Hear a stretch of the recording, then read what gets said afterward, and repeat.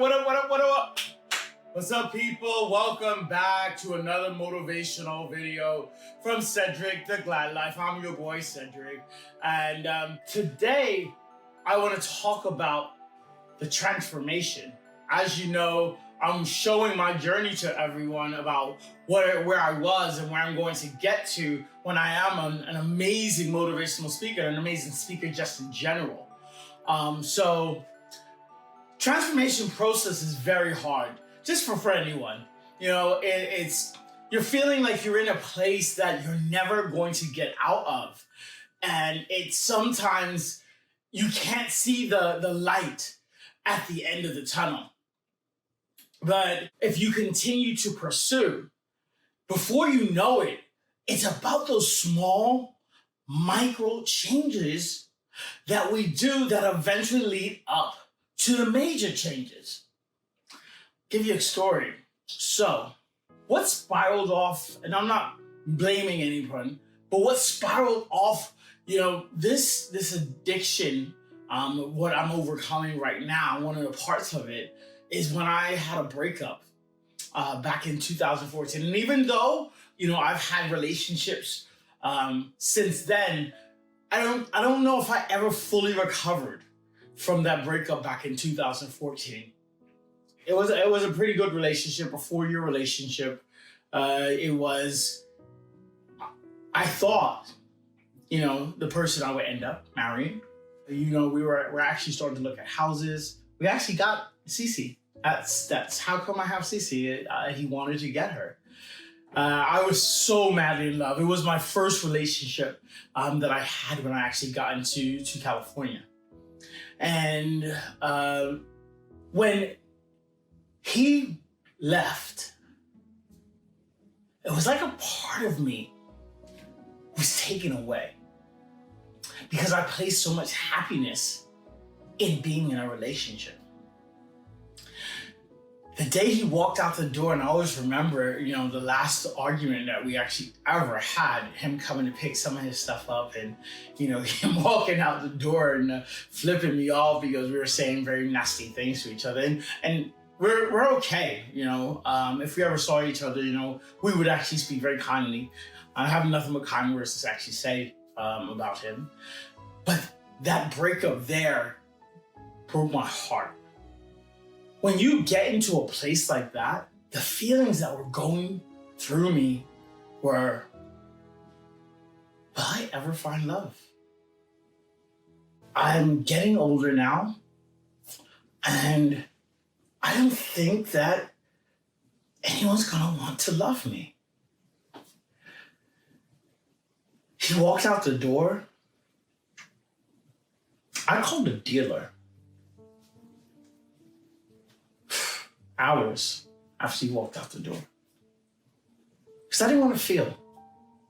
I didn't want to feel the pain that I was feeling. I wanted to numb it.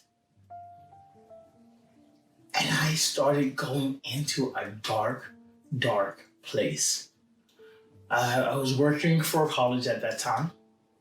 And I've always had a protection over me that I didn't realize at the time. I started messing up at work. I was one of the top salespeople, top admissions person. I actually won admission rep of the year for my campus. Everyone knew my name at the campus. It was like, you brighten up our day, Cedric, but when that happened, I didn't feel I had it in me. I was so lucky that I started to miss work, and one day I didn't even call in.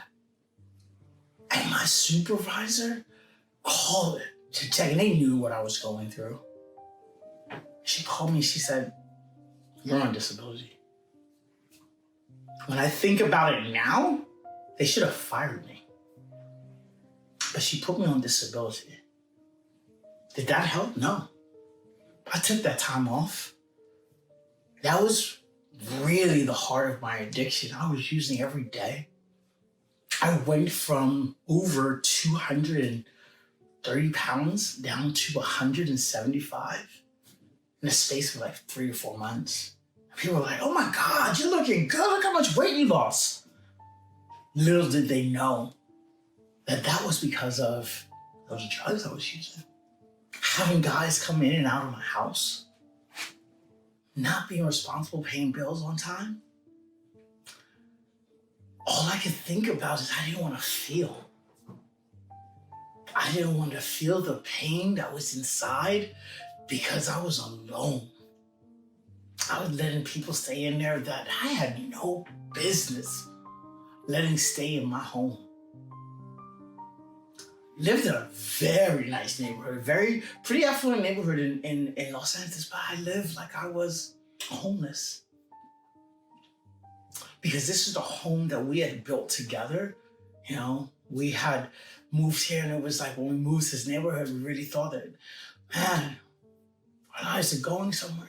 But when that dream was snatched from me, I didn't want to live, basically. I was so far in my addiction. They actually had diagnosed me with schizophrenia, which later we found out wasn't schizophrenia. It's because of the lack of sleep that you get when you're addicted to crystal meth that I started having paranoia, hearing things. I walked out my house one day, just to a random stranger. And I told them, I just walked out, I said, why are you following me? They looked at me.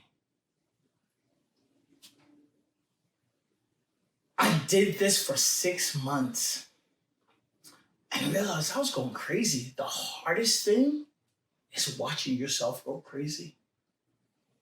I had to go to a funeral in January, and my family were treating me different because they didn't know about the addiction. They just knew that I was diagnosed with a mental illness.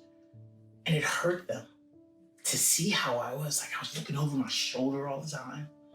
They didn't understand. And I slowly started to try to pull myself out. I stopped using every day. But before that, it wasn't even darker.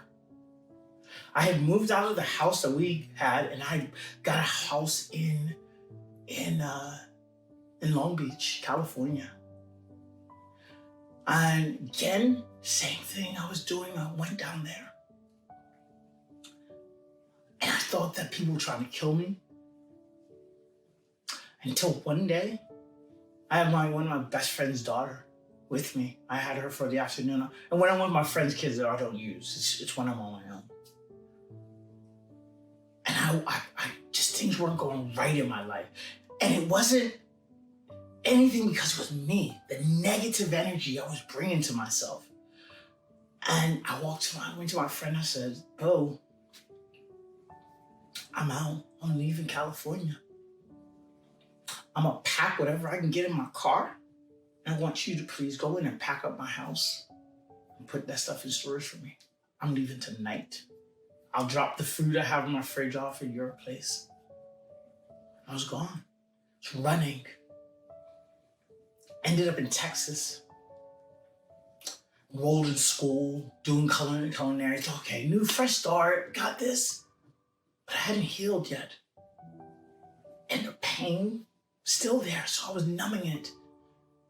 Trying to not go for gay guys, going for, DL, homeless guys, bringing them into my house.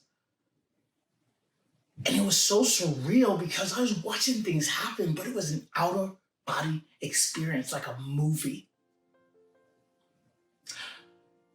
And I remember I sat there in Texas and I thought, you're running from yourself, Cedric.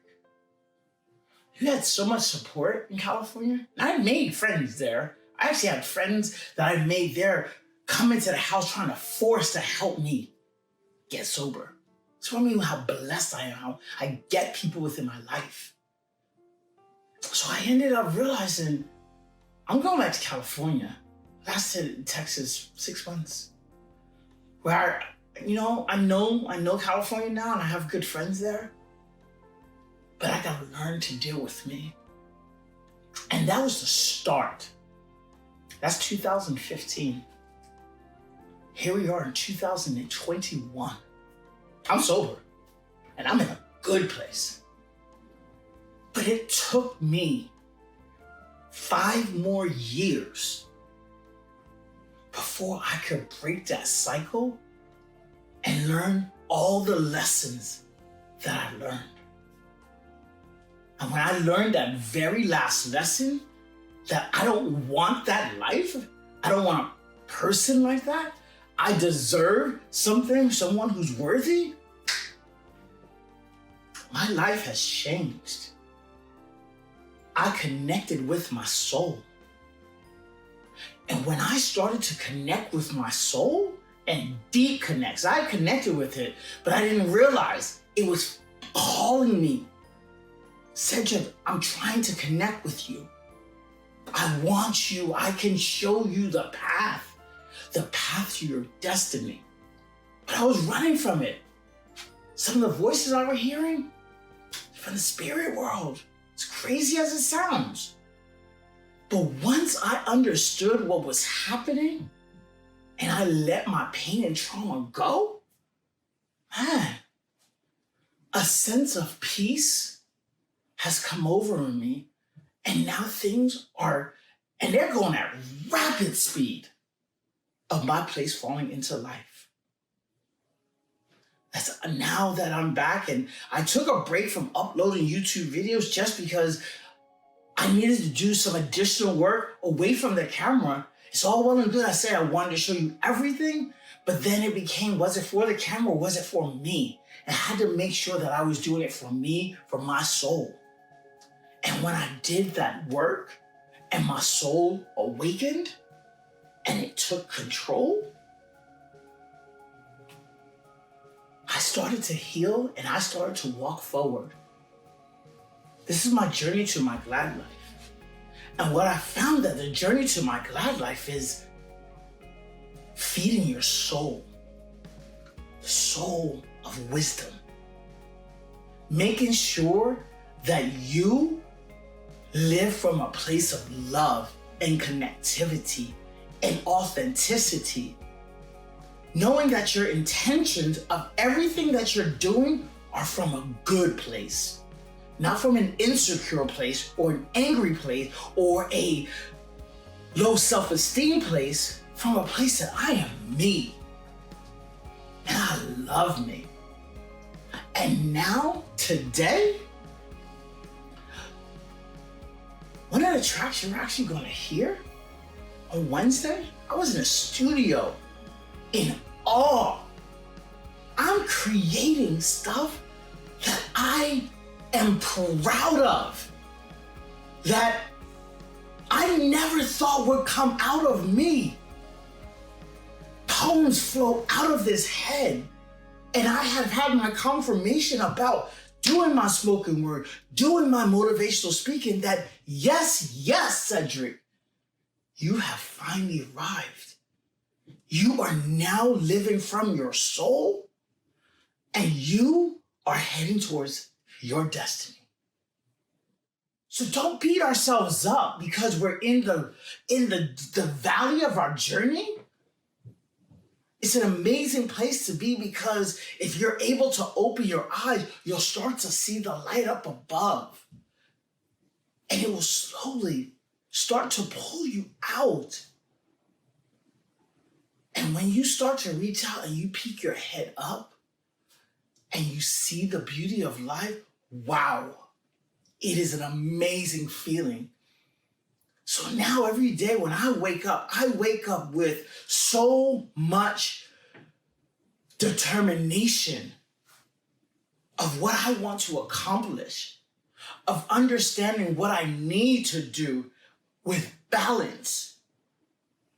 I am not one of those people, oh, you need to go 20 hours, work 20 hours, forget about sleep. No, my body don't work like that. I need my rest. I need my time where I focus on me by myself. I need my friends. I need my family. So I've learned that life is about balance. And it's about doing what you need to do to move yourself forward one step at a time. But it starts with connecting with your soul. And it's a feeling that's indescribable. When it happens, you'll know. So, you're seeing Cedric inching closer to his glad life? And I hope some of you join me. And I thank you for all of the love and support that you guys are giving me. And I just hope that we can all make this together. Peace, one love.